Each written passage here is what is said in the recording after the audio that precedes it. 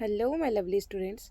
First part में हमने importance of forest के टॉपिक को समझा था, जिसमें हमने वेरियस टॉपिक को कंसेप्ट की क्लैरिटी के साथ हमने समझा था स्टूडेंट्स। आज हम लोग इसे एक नए कंसेप्ट के थ्रू समझने जा रहे हैं, जिसमें हम लोग बहुत सारे डिफरेंट टॉपिक को भी कवर करेंगे। जिसमें फर्स्ट टॉपिक होगा फॉरेस्ट लेयर, यानी फॉरेस्ट में भी जैसे कि आपने देखा होगा कि अगर एक ऑनियन है, ऑनियन को जब आप छीलते हैं तो क्या होता है, उसमें एक एक लेयर निकलती है ना, लेयर, जिसे हम लोग लेयर के रूप में देख सकते हो। तो उसी तरह से हम लोग क्या देखेंगे, फॉरेस्ट के डिफरेंट लेयर को, और फॉरेस्ट के टाइप को भी हम लोग समझेंगे। फॉरेस्ट के टाइप को, टाइप्स ऑफ फॉरेस्ट, यानी किस किस तरह के फॉरेस्ट पाए जाते हैं इन द इन्वायरमेंट। आपको ये सभी चीज़ों को नोट डाउन करते हुए जाना है। आप एक पेन और कॉपी के साथ इन सभी चीज़ों को नोट डाउन कर सकते हैं स्टूडेंट्स। जैसा कि आप यहाँ पे टॉपिक को देख सकते हैं कि यहाँ पे सबसे फर्स्ट टॉपिक जो कि यहाँ पे मेंशन है वो क्या है आपका, फॉरेस्ट लेयर और इकोसिस्टम। क्या है, फॉरेस्ट लेयर एंड इकोसिस्टम, यानी किस किस तरह से फॉरेस्ट का लेयर देखने को हमें मिलता है। फॉरेस्ट के लेयर को समझने के लिए आप यहाँ पे फॉन्ट में देख सकते हैं कि बताया गया है कि this layer include the forest floor, यानी क्या क्या इसके इंक्लूड होगा, फॉरेस्ट का एक फ्लोर, अंडर स्टोरी यानी नीचे का जो भी पार्ट है इन द फॉरेस्ट, कैनोपी यानी झाड़ियाँ जो अंडर स्टोरी से हल्का आपका ऊपर होगी।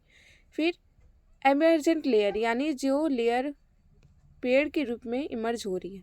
The forest floor which is rich in nutrient by decomposing plant and organic matter. मतलब कि क्या है, इस फॉरेस्ट फ्लोर को जो है स्टूडेंट्स, इस फॉरेस्ट फ्लोर में बहुत ज़्यादा न्यूट्रिएंट्स होता है। क्यों? क्योंकि यहाँ पर जैसे कि एग्जांपल के लिए अगर ये कोई पेड़ है तो इस पेड़ का जो पत्ता झड़ेगा स्टूडेंट्स, वो यहाँ पर क्या बनेगा, एक ऑर्गेनिक मैटर की तरह काम करेगा। ऑर्गेनिक मैटर की तरह काम करने का मतलब क्या हुआ कि यहाँ पर क्या करेगा, वो उसके डिकम्पोजिशन प्रोसेस को बहुत ज़्यादा हेल्पफुल करेगा। यानी कि अगर कोई भी चीज़ सड़ाने गलाने का काम करता है तो उसे हम लोग डिकम्पोजिंग कहते हैं। तो डिकम्पोजिंग मटेरियल को बहुत ज़्यादा हेल्पफुल करेगा। और ऑर्गेनिक मैटर जैसे कि सॉइल में बहुत सारी चीज़ प्रेजेंट होता है, न्यूट्रिएंट भी प्रेजेंट होता है। फिर आपका बहुत सारी चीज़ों का एस्पेक्ट आप उसमें देख सकते हैं, जिसमें क्या होता है कि वेरियस कंसेप्ट को आप लोग उसमें समझ सकते हैं। तो इस तरह से हम लोग क्या समझते हैं कि it hidden in the various rough and herbs is also related with this. मतलब कि क्या है कि वेरियस रब्स, अब यहाँ पे दो वर्ड आया हुआ है, श्रब्स। श्रब्स यानी होता है कांटेदार झाड़ियाँ। क्या होता है? झाड़ियाँ। और हर्ब्स यानी हुआ, जैसे आपने सुना होगा कि हर्बल मेडिसिन, सुना है? हर्बल मेडिसिन का मतलब क्या हुआ कि वो उसमें क्या है, जड़ी बूटियों का इस्तेमाल किया गया होगा। यानी हर्ब्स वर्ड कभी भी आएगा तो आपको क्या याद रखना है, जड़ी बूटी। जैसे संजीवनी बूटी था जो हनुमान जी लेकर के आए थे किनका इलाज करने के लिए, आपको बताना है कमेंट सेक्शन में। तो वो भी क्या था, एक हर्ब्स के रूप में देखा जाता था संजीवनी बूटी जो था।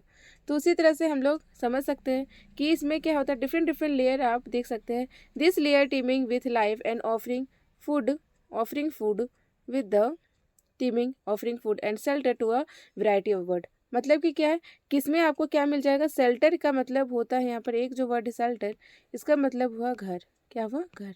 जैसे जो फॉरेस्ट है वो कुछ बहुत सारे बर्ड्स के लिए, एनिमल्स के लिए क्या होता है, घर की तरह काम करते हैं। इस तरह से क्या हो सकता है कि फॉरेस्ट का डिफरेंट लेयर का यूजफुल वे में हम लोग इस्तेमाल को देख सकते हैं। इसमें इसके बाद फिर बताया गया कि इसमें स्मॉल मैमल्स जो है, इसमें क्या है, स्मॉल मैमल जो है वो भी यहाँ पर बहुत ज़्यादा अपने जो सुरक्षा के लिए वो फॉरेस्ट का यूज किया करते हैं। इसलिए कैनोपी लेयर में जो होता है वो इंटरलॉकिंग ब्रांचेस से मिल करके बना है, जिससे मैच्योर ट्री जो है उसका सपोर्ट करके कैनोपी जो लेयर जो है वो इंक्रीज होती है। इसे एक डायग्राम के थ्रू समझते हैं स्टूडेंट्स। जैसा कि अगर यहाँ पर एक ट्री बनाया जाए, इस ट्री में क्या होता है स्टूडेंट्स कि बहुत सारे ट्री में एक देखा होगा आपने कि इस ट्री के ऊपर भी एक और ट्री उग रहा है, इस ट्री के ऊपर भी एक और ट्री प्रोड्यूस हो रहा है, आपका इसमें रह रहा है। और नीचे नीचे छोटी छोटी बहुत सारी ट्री जो है वो फ्लरिश करती है। ये सब चीज़ों के कारण क्या होता है, कैनोपी यानी बहुत सारी जो कम्पिटिटिव प्लांट जो है वो सपोर्ट करती है in the main plant, support लेकर के वो उनसे ऊपर की तरफ लत बना करके ऊपर की तरफ बढ़ने लगती है। तो इससे क्या होगा कि जो जिसपे वो सपोर्ट करी वो होता है होस्ट। क्या होता है? होस्ट। ठीक है। और वो जिस पे आपका वो श्रब जो है वो या फिर वो जो कैनोपी है वो जिसका सपोर्ट करती है वो हुआ आपका घोस्ट प्लांट। ठीक है, ये हुआ मेन होस्ट और ये हुआ घोस्ट। घोस्ट प्लांट किस लिए है? क्योंकि ये अपनी अपने बलबूते पे ना खड़ा होकर के किसी और ट्री का सपोर्ट लेकर के वो खड़ा हो रहा है और उस वहीं से वो न्यूट्रिएंट को एक्सट्रैक्ट कर रहा है student. Finally, the emergent layer feature to the tallest tree and break through into the canopy, basking in direct sunlight and often home to birds of prey, other aerial wildlife। यानी कि क्या है, कहने का मतलब है कि वेरियस प्लांट के लिए क्या होता है, ये कैनोपी जो है, जैसे कि सबसे पहले हम लोग क्या पढ़े कैनोपी के बारे में। कैनोपी हो गया आपका, श्रब्स हो गए, हर्ब्स हो गई, ब्रांचेस हो गई, ये सब कहीं ना कहीं क्या होता है, ये सभी एक क्या है, पेड़ का या फिर जंगल का लेयर्स है। इसी लेयर्स का यूज करके वहाँ पर जितने भी फ्लोरा है या फिर फौना है, फ्लोरा का मतलब हुआ प्लांट्स, जितने भी तरीका का फ्लावर्स, प्लांट्स, फ्रूट्स, और फौना का मतलब हुआ जितने भी मेमल्स या फिर एनिमल्स जो भी उनसे रिलेटेड है, मैमल्स। तो फिर आपका क्या है, वो उसी से इंटरेक्ट करते हैं और वहाँ पर रहते हैं। आई hope you got clear this point. अब हम लोग समझते हैं नेक्स्ट पॉइंट को। जैसा कि आप यहाँ पे देख सकते हैं कि forest is a complex dynamic community of plant and animal. यानी फॉरेस्ट क्या है, फॉरेस्ट का इकोसिस्टम बहुत ज़्यादा कॉम्प्लेक्स है। कॉम्प्लेक्स का मतलब क्या है कि कहीं पर आपको पानी देखने को मिल जाएगा, कहीं पर सनलाइट का पेनिट्रेशन ज़मीन तक हो रहा है, कहीं पर सनलाइट का पेनिट्रेशन ज़मीन तक नहीं हो पा रहा है। अभी इस कंसेप्ट का क्या मतलब है, चलिए इस कंसेप्ट को हम एक व्यू के पॉइंट से समझते हैं। जैसे एग्जाम्पल के लिए अगर आप देखना चाहें तो बहुत सारे पेड़ लाइन में लगे हुए हैं, ठीक है, यहाँ पे मल्टीपल पेड़ है, इस मल्टीपल पेड़ है और फिर यहाँ पर क्या आपका सनलाइट है, जैसा आपको पता है कि सूर्य की रोशनी है। अब बताइए कि सनलाइट जो है वो इन सभी के ऊपर तो जाएगा, है ना, इन सभी के ऊपर तो जाएगा, लेकिन कुछ कुछ पेड़ तो नीचे भी होंगे इनसे, जिनका हाइट उतना ज़्यादा नहीं है। तो वहाँ पर क्या होता है, वो सनलाइट जो है वो डायरेक्टली फॉल नहीं कर पाती, जिस कारण से क्या होता है कि ये अपना न्यूट्रिएंट लेने का जो कैपेसिटी है वो उतना ज़्यादा हाई नहीं हो पाता है, जिससे जो आसपास की प्लांट है, जैसा कि आप इस डायग्राम के थ्रू देख सकते हैं कि इसमें जो आप डायग्राम में देख सकते हैं कि जो बड़ी बड़ी प्लांट है वो पेनिट्रेट नहीं करने दे रही है सनलाइट को in the bottom of the surface. यहाँ पर देख सकते हैं आप शेडो वाला पोर्सन है, यहाँ पर आपका हल्का सा सनलाइट है, क्योंकि यहाँ पे उतने ज़्यादा डेंसिटी नहीं है प्लांट्स का, लेकिन बहुत जगह क्या होता है कि ये पूरा रीजन ही ब्लॉक हो जाता है, जिसका कारण से यहाँ पर जो रीजन है, इस रीजन में उतना सनलाइट फॉलो नहीं कर पाते। आई hope you got clear this point. अब हम लोग आगे समझते हैं कि जैसा कि यहाँ पे बताया गया कि this process not only help mitigate climate change but also produce oxygen. यानी कि ये जो प्रोसेस है ये ना आपको सिर्फ क्लाइमेट चेंज में मदद करता है, बल्कि वो आपको प्रोड्यूस करने में, ऑक्सीजन को प्रोड्यूस करने में भी बहुत ज़्यादा हेल्पफुल रोल प्ले करता है। मतलब कि क्या है, देखिए क्लाइमेट चेंज का मेन जो जड़ है वो किससे जुड़ा हुआ है, कार्बन डाइऑक्साइड इमिशन से। किससे? कार्बन डाइऑक्साइड के इमिशन से। यानी जितना हम लोग कार्बन डाइऑक्साइड छोड़ेंगे उतना ज़्यादा क्लाइमेट चेंज होगा, उतना ज़्यादा ट्रीज़ को इफेक्ट होगा, उतना ज़्यादा जितना हम लोग डिफॉरेस्टेशन करेंगे यानी पेड़ों की कटाई करेंगे उतना ज़्यादा हमें लॉस होगा, बिकॉज ऑक्सीजन जो है वो हमें रीच नहीं कर पाएगा हमारे ऑर्गन्स को, और हमें सही अमाउंट में ऑक्सीजन नहीं मिल पाएगा। इस कारण से हमेशा बोला जाता है कि एफॉरेस्टेशन के कंसेप्ट को हमें अपनाना चाहिए। किस कंसेप्ट को? एफॉरेस्टेशन, है ना। एफॉरेस्टेशन का कंसेप्ट जो है स्टूडेंट्स, एफॉरेस्टेशन के कंसेप्ट में मतलब क्या होता है कि हमें पेड़ को लगाना है, ना कि उनको हटाना। आई hope you got clear this point. तो फिर आप नेक्स्ट स्टेप से हम लोग समझ सकते हैं कि हमें बताया गया है कि additionally forest maintain soil fertility. यानी फॉरेस्ट क्या मेंटेन कर रहा है? सॉइल फर्टिलिटी भी मेंटेन कर रहा है, वाटर साइकिल को भी मेंटेन करता है और सॉइल इरोजन को भी मेंटेन करता है। आई hope you got clear this point. Soil fertility से क्या मतलब है कि एग्जाम्पल के लिए अगर ये सॉइल है, ये सॉइल फर्टिलिटी के लिए बहुत ज़्यादा इंपॉर्टेंट रोल प्ले करता है, क्योंकि जैसे कि अगर यहाँ पर कोई प्लांट है ना, इस प्लांट का क्या हुआ, समय के साथ इरोजन होने से क्या होता है कि इसमें जो है जितने भी चीज़ें ब्रांचेस है या फिर उसके लीव्स है ना, लीव्स है, पत्ते हैं, वो क्या करेंगे, यहाँ पर आपका ज़मीन में आकर के उनका इरोजनल कैपेसिटी के कारण उनका जो होगा वो डिग्रेडेशन हो जाएगा, यानी ऑर्गेनिक मैटर में वो चेंज हो जाएंगे। जिससे क्या होगा कि सॉइल की फर्टिलिटी भी इंप्रूव होगी। एक तो सॉइल का फर्टिलिटी इंप्रूव हम लोग करते हैं by the adding some fertilizers in the crop field, but in the forest there is no any mention of fertilizer because they are irreversible changes that is occur on their field. मतलब कि क्या है कि वो वहाँ पर वो खुद ही एक्ट एज अ फर्टिलाइजर करते हैं कि ताकि जो सॉइल का फर्टिलिटी है, सॉइल की उर्वरता है, वो बनाई जा सके। आई hope you got clear this point. अब हम लोग नेक्स्ट समझते हैं कि ये वाटर साइकिल को भी मेंटेन करता है। वाटर साइकिल को कैसे मेंटेन करेगा कि अगर बारिश हो रही है तो बारिश का पानी आपका जो लैंड है वो एब्जॉर्ब कर लेगा, है ना, लैंड एब्जॉर्ब कर लेगा।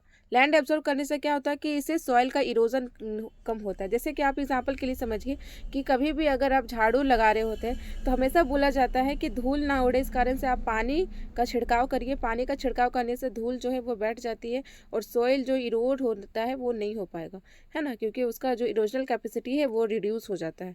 उस कारण से ही हम लोग समझ सकते हैं कि किस किस तरह से हम लोग प्रिवेंट कर सकते हैं सॉइल इरोजन को भी। आई hope you got clear this point. जैसा कि आप यहाँ देख पा रहे हैं कि फॉरेस्ट और क्लाइमेट चेंज के बारे में हम यहाँ पर समझेंगे। फॉरेस्ट और क्लाइमेट चेंज क्या होता है, ये एक दूसरे से इंटर रिलेटेड है। ये एक दूसरे से क्या है, इंटर रिलेटेड। क्योंकि अगर जितना फॉरेस्ट आप डिग्रेड करिएगा, जितना फॉरेस्ट आप कट करिएगा, उतना ज़्यादा आपको क्लाइमेट चेंज का सामना करना पड़ेगा, उतना ज़्यादा ऑक्सीजन जो है वो कम हो जाएगा, उतना ज़्यादा आपका ग्रीनरी जो है वो कम हो जाएगा और हमारे इन्वायरमेंट में स्ट्रेस लेवल जो है, इन्वायरमेंट का स्ट्रेस लेवल भी इंक्रीज हो जाएगा। तो ये सब पॉइंट को ध्यान में रखते हुए हमें फॉरेस्ट और क्लाइमेट चेंज को हमेशा दो पर्सपेक्टिव से, यानी डबल एज स्वॉर्ड की तरह ट्रीट करना चाहिए, क्योंकि दोनों क्या है, एक दूसरे से काफ़ी ज़्यादा इंटर रिलेटेड है। Both are interrelated to each other. Interrelated का मतलब होता है कि अगर इसके ज़्यादा करने से इसका जो वैल्यू है वो कम हो जाएगा, या फिर दोनों का वैल्यू जो है वो एक दूसरे से कनेक्टेड है। हम जितना ज़्यादा पॉल्यूशन करेंगे, जितना ज़्यादा क्लाइमेट चेंज होगा, उतना ज़्यादा जो है वो फॉरेस्ट और पे इफ़ेक्ट पड़ेगा और वहाँ के रहने वाले फ्लोरा और फोना पे भी इफ़ेक्ट पड़ेगा। आई hope you got clear this point.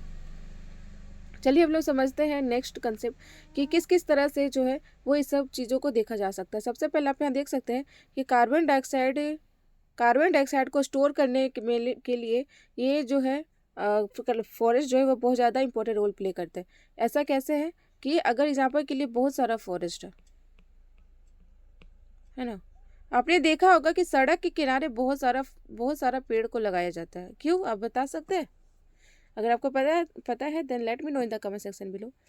इसका मेन रीज़न ये है कि एक तो पता है हमें कि गाड़ियाँ से क्या होती है, गाड़ी लोग से, कि सभी गाड़ी से एक तरह का इमिशन होता है, जिसे हम लोग कहते हैं व्हीकुलर इमिशन। क्या कहते हैं? Vehicular emission. Vehicular emission, vehicle का मतलब हुआ गाड़ी, और इमिशन यानी उसमें निकलने वाला जितना भी धुआं है वो सब। इसलिए आपने देखा होगा कि धुआं केंद्र भी बना हुआ है बहुत सारी जगह पर, जिसमें धुआं जांच होता है। ठीक है, तो इससे क्या होता है, कार्बन इमिशन हो रहा है। जैसे अभी मैंने आपको बताया कि क्लाइमेट का सबसे बड़ा जो है, क्लाइमेट चेंज होने का सबसे बड़ा कारण क्या है, कार्बन डाइऑक्साइड। तो कार्बन डाइऑक्साइड इमिशन होने से क्या होता है कि वहाँ का जो एयर का क्वालिटी है स्टूडेंट्स, वहाँ की जो एयर की क्वालिटी होगी वो क्या होगी, बहुत ज़्यादा ख़राब हो जाएगी। एयर का क्वालिटी बहुत ज़्यादा आपका ख़राब हो जाएगा। तो जिस कारण से क्या करते हैं हम लोग कि पेड़ लगाते हैं। पेड़ के लगाने से क्या होगा, पेड़ के लगाने से बताइए क्या होगा? पेड़ के लगाने से क्या होता है स्टूडेंट्स कि आपको पता है कि जो इन्वायरमेंट से जो ट्रीज़ है वो कार्बन डाइऑक्साइड लेती है और ऑक्सीजन को वो रिलीज करती है। तो ये व्हीकल से उन्होंने कार्बन डाइऑक्साइड को लिया है और वो रिलीज किया है इन द इन्वायरमेंट। इससे क्या होगा, एयर पॉल्यूशन को कॉन्क्वेयर हम लोग कर पाएंगे, एयर पॉल्यूशन से हम लोग अच्छे से रूप से लड़ पाएंगे। इसलिए सरकार जो है, या फिर जितने डिफरेंट आप रोड साइड आप देखते होंगे जो ट्रीज़ है, उसका मेन लगाने का वजह यही होता है। आई hope you got clear this point. अब हम लोग नेक्स्ट पॉइंट को समझते हैं कि ये एब्जॉर्ब करता है ग्लोबल क्लाइमेट स्टेबलाइजेशन टेम्परेचर, यानी ये वहाँ पर क्या है, कीवर्ड है कि ये स्टेबल करता है टेम्परेचर को। जैसे कि टेम्परेचर बहुत हाई हो जाएगा तो ग्लेशियर क्या होने लगेंगे, मेल्ट होने लगेंगे। ग्लेशियर मेल्ट होने लगेंगे। ग्लेशियर मेल्ट होगा तो वाटर लेवल भी राइज होगा, वाटर लेवल राइज होगा। देखिए सभी चीज़ें क्या होती है ना, एक दूसरे से कनेक्टेड है। तो हर चीज़ें क्या है, एक दूसरे से कनेक्टेड है स्टूडेंट। इसलिए आपको क्या करना होता है कि अपने प्रीवियस जितने भी नॉलेज है उसे डॉट के थ्रू मिलाना होता है। इससे आपका क्या होगा कि नॉलेज जो कैपेसिटी लेवल है वो आपका इन्हेंस होगा। तो क्या होगा, देखिए टेम्परेचर बढ़ रहा है, ग्रीन हाउस गैसेस इसमें क्या होगा, बढ़ेगा आपका। टेम्परेचर बढ़ने से ग्लेशियर जो है वो मेल्ट होगी, मेल्ट होने से वाटर लेवल राइज हो जाएगा, ज़्यादा पानी आपको नदियों में देखने को मिलेगा। नदी जो है वो फ्लडफुल हो जाएगी, बाढ़ आ जाएंगे नदियों में। और फिर इससे इसका एक प्रमुख जो कारण बन सकता है वो क्या होगा, जितना भी आइलैंड नेशन है, जितना भी आप आइलैंड कंट्री देख रहे हैं, जैसे श्रीलंका हो गया, जैसे मालदीव्स हो गया, जैसे बहुत सारे आइलैंड नेशन हैं, तो वो क्या करेंगे, सिंक कर जाएंगे, वो डूब जाएंगे। इस कारण से जो है क्लाइमेट चेंज बहुत ज़्यादा नेगेटिव इफेक्ट करती है in the overall concept of the environment. I hope you got clear this point.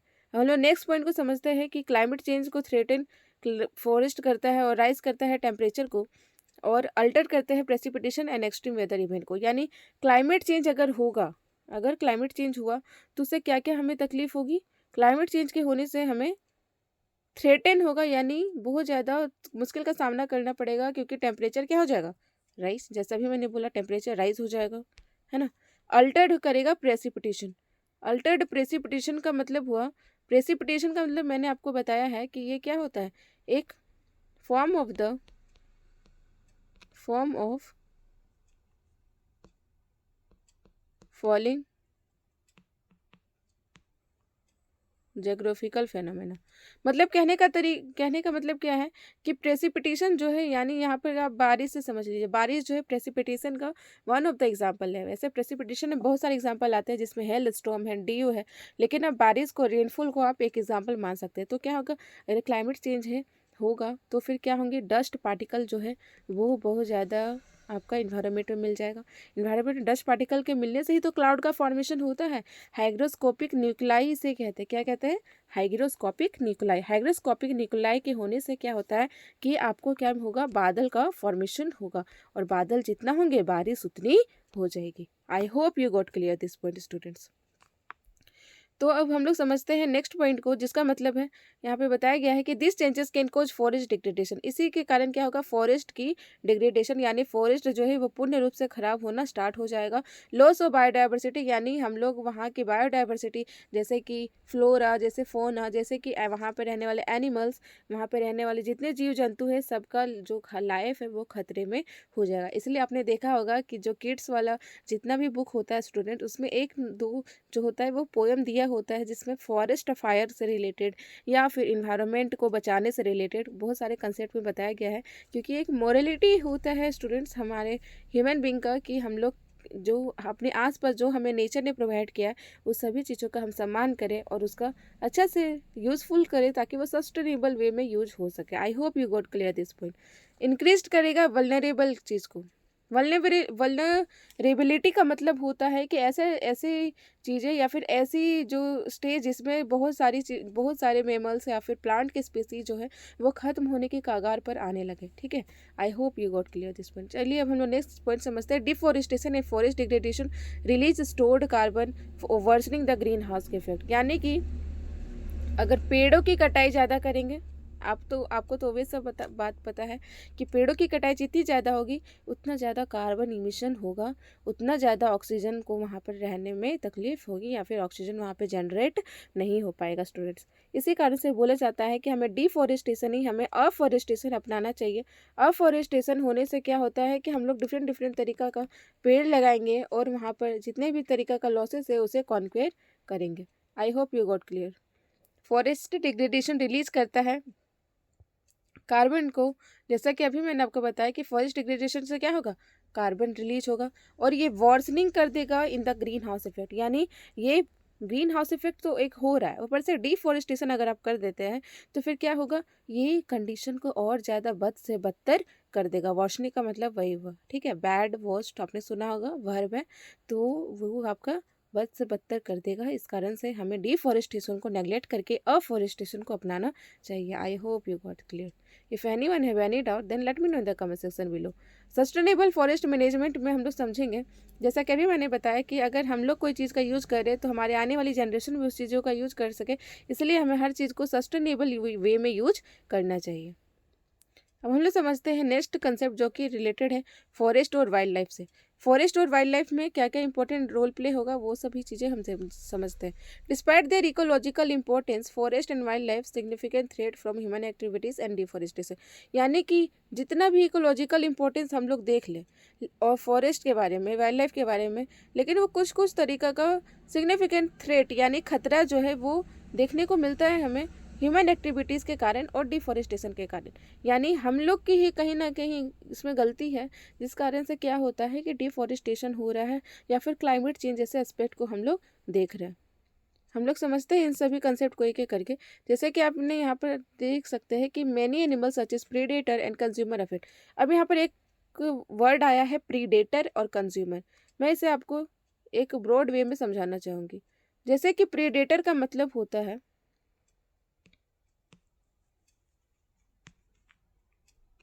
शिकारी या फिर शिकार, है ना। ये शिकारी वो ह्यूमन बींग वाला शिकारी नहीं है, हंटर नहीं है। ये प्रीडेटर का मतलब होता है जैसे कि रैट है, चूहा है, तो चूहा का प्रीडेटर कौन है? बिल्ली, क्योंकि बिल्ली चूहा को खाती है। बिल्ली का प्रीडेटर कौन हो जाएगा? उससे बड़े एनिमल्स। गोट है तो गोट का प्रीडेटर कौन होगा? लायन, टाइगर, ये सभी चीज़ें, है ना। उसी तरीके से हर चीज़ें क्या है? प्रीडेटर, यानी उसका जो शिकार करते हैं। जैसे यहाँ पर आप देख सकते हैं कि इस डायग्राम में डियर है, तो डियर का प्रीडेटर कौन हो जाएगा? लायन, टाइगर, ये सभी चीज़। I hope you got clear.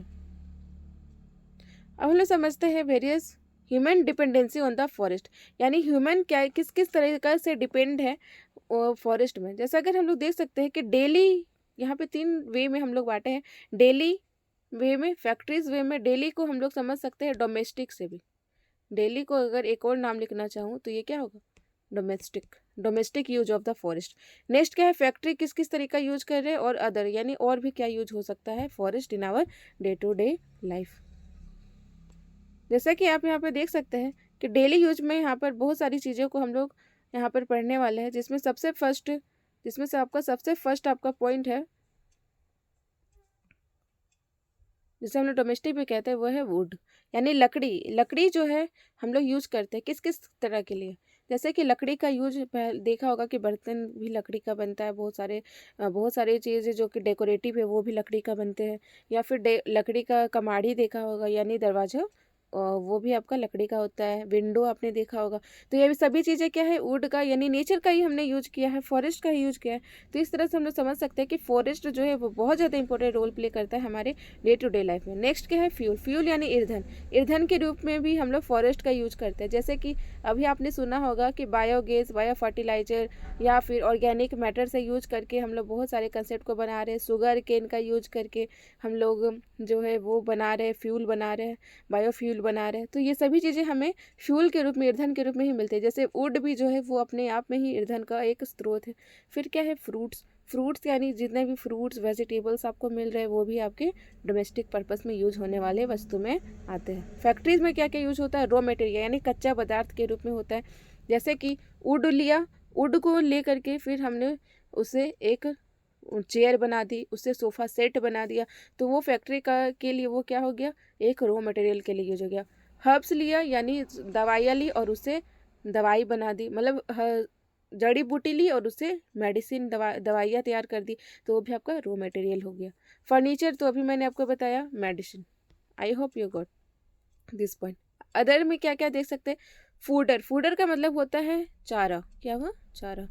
ये वही चारा है, यस, जो आप सोच रहे हैं। मतलब कि जितने भी गाय है या फिर जितने भी आपका मिल्क लेंगे मैमल्स होते हैं वो सभी इसमें कवर हो जाएंगे। जैसे गाय है, फिर आपका बुल है, ये सभी चीज़ें क्या है? फूडर के, उन लोग को जो चारा दिया जाता है वो वही है फूडर। ठीक है। डेकोरेटिव पर्पस के लिए के भी इनका यूज होता है। जैसे आपने देखा होगा कि शादियों में जो गाड़ी होती है वो भी डेकोरेटिव पर्पस के लिए फूलों से सजाई जाती है, तो वो सब चीज़ के लिए भी। फिर प्यूरीफायर के लिए भी यूज होता है। यानी सबसे बड़ा इंपॉर्टेंस तो यही है कि जो फॉरेस्ट है वो खुद में ही एक पूरा होल प्यूरीफायर है, जो कि फ्रीली अवेलेबल है और ये इफेक्टिव भी है हमारे डे टू डे लाइफ को इन्हेंस करने में। आई hope you got this point. आज के वीडियो में इतना ही स्टूडेंट्स। आने वाली वीडियो में और भी जितने कंसेप्ट जो बच गए वो से मैं आपके आने वाली वीडियो में कंप्लीट करूँगी। नेक्स्ट पार्ट देखने के लिए ज़रूर जुड़े रहिए। और बाकी जितने भी वीडियो है वो अभी आप शेयर कर सकते हैं। और ये लोगो दिया हुआ है, इसमें आप स्कैन करके अपने मेरे पिछले वीडियो को भी देख सकते हैं जो कि इससे इंटरलिंक्ड है। If anyone have any doubt then let me know in the comment section below. Otherwise let's like, share and subscribe for more such content. Thank you.